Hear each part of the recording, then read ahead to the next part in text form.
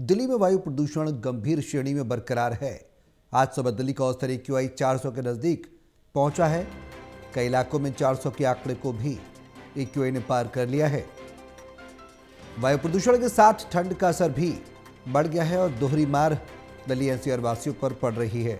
अमूमन देखा जाता है कि 15 दिसंबर के बाद सर्दी का मौसम तो होता ही है, लेकिन प्रदूषण हर बार आम जनजीवन को अस्त व्यस्त करता है, परेशान करता है लोगों को। इस बार जो आंकड़े वाकई में चौंकाने वाले, 400 के करीब या फिर 400 के पार, बेहद चिंताजनक स्थिति बनी हुई है।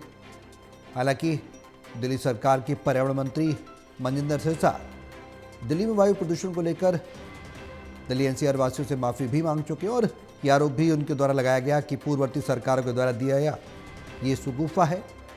और अगर पूर्ववर्ती सरकार यानी आम आदमी पार्टी की सरकार 11 साल कुछ काम करती तो शायद आज दिल्ली की स्थिति ये न होती। हालांकि उधर दिल्ली की मुख्यमंत्री रेखा गुप्ता ने भी 27 साल के बिगड़े राग को 27 महीने मांगे हैं सुधारने में। ऐसे में 9 से 10 महीने उन्होंने बेहद कम बताए हैं।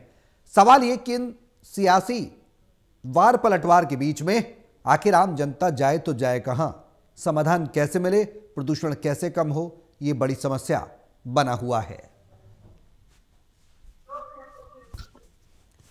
हमारे सहयोगी प्रणय शर्मा हमारे साथ लाइव जुड़ गए हैं। ज्यादा जानकारी के लिए सीधे उनका रुख करेंगे। प्रणय, दिल्ली में प्रदूषण लगातार लोगों को सता रहा है। NCR वासियों का जीना मुहाल कर रखा है प्रदूषण ने। सरकार की तैयारियां नाकाफी नजर आ रही है, बौनी साबित हो रही हैं। अब अगर बात की जाए तो क्या कुछ राहत दिल्ली NCR वासियों को मिलेगी या नहीं मिलेगी, मिलेगी तो कब मिलेगी? हालांकि सरकार तो 2 से 2.5 साल का समय भी मांग रही है। बिल्कुल, देखिए सौरभ, सबसे पहले मैं दर्शकों को ये जानकारी दे दूं कि मौजूदा स्थिति में आज का जो एयर क्वालिटी इंडेक्स है वो क्या है। आज 393 जो एयर क्वालिटी इंडेक्स है, जो ओवरऑल दिल्ली का एयर क्वालिटी इंडेक्स है सुबह 6 बजे का, वो बना हुआ है। वहीं अगर हम बाकी स्टेशंस की बात करें, अलीपुर की बात करें 380, आनंद विहार 438, अशोक विहार 430, बवाना 446, इसके अलावा चांदनी चौक 455, DTU 437, साथ ही में जहांगीरपुरी 444, ITO 405 और लोधी रोड 353।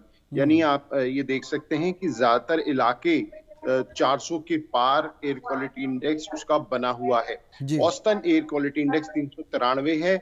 लगातार गंभीर श्रेणी में एयर क्वालिटी इंडेक्स बना हुआ है और फिलहाल अभी कोई भी जो सुधार, बहुत बड़ा सुधार जो है वो नजर नहीं आ रहा।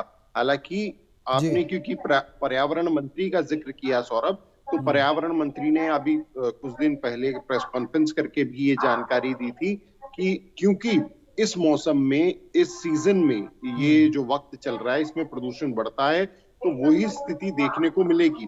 हालांकि उनका ये भी कहना है कि अगर हम पिछले साल की तुलना करें तो उस हिसाब से प्रदूषण में जो कमी है वो देखने को मिल रही है। एयर क्वालिटी इंडेक्स पिछले सालों के मुकाबले में बेहतर है, लेकिन अभी भी वो गंभीर श्रेणी में बना हुआ है। जहां तक सरकार के दावों की बात है और सरकार के कामों की बात है, तो सौरभ, क्योंकि अभी सरकार बने 9 महीने हुए हैं और सरकार का कहना है ये जो प्रदूषण है ये 1-2 साल का नहीं है, ये पिछले कई सालों से इसी तरीके से बना हुआ है। तो ये उम्मीद करना कि सिर्फ 9 महीने की सरकार आकर 20 सालों के प्रदूषण को खत्म कर दे, वो बेमानी साबित होगा। सरकार का कहना है कि उन्हें अभी थोड़ा वक्त लगेगा स्थिति को सुधारने में, मौजूदा हालात को सुधारने में, और उसके बाद जरूर जो कदम अब उठाए जा रहे हैं, जो एक लॉन्ग टर्म प्लानिंग की जा रही है, उसका आने वाले दिनों में एक व्यापक असर देखने को मिलेगा।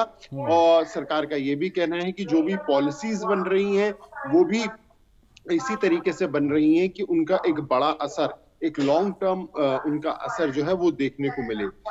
हमने ये भी देखा कि पिछली सरकारों पर, चाहे वो आम आदमी पार्टी की सरकार रही हो या कांग्रेस की सरकार रही हो, उस पर लगातार जो हमला है मौजूदा सरकार बोलती हुई नजर आई है। कल भी जो दिल्ली के स्वास्थ्य मंत्री थे डॉक्टर पंकज, उन्होंने एक बार फिर से आम आदमी पार्टी पर हमला बोला है और उनका ये कहना है कि जो कदम अब उठाए जा रहे हैं उनका धीरे धीरे न सिर्फ असर देखने को मिलेगा बल्कि दिल्ली की आबोहवा भी साफ।